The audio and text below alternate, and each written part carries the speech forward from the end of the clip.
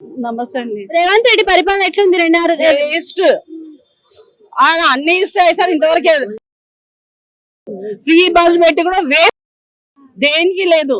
కేసీఆర్ వచ్చినా మాకు బెనిఫిట్స్ వస్తాయి. అనవసరంగా ఈయన కేసీ మేము గెలిపించినాము. పథకాలు ఏమి వస్తలేవా? ఏమి ఇవ్వలేదు ఇంతవరకు. మరి ఇప్పుడు అసెంబ్లీలో కూడా 6 పథకాల గురించి అడిగితే సపోర్ట్ చేస్తలేడు కదా, మరి ఇస్తాడన్నట్ట ఇయ్యనన్నట్ట?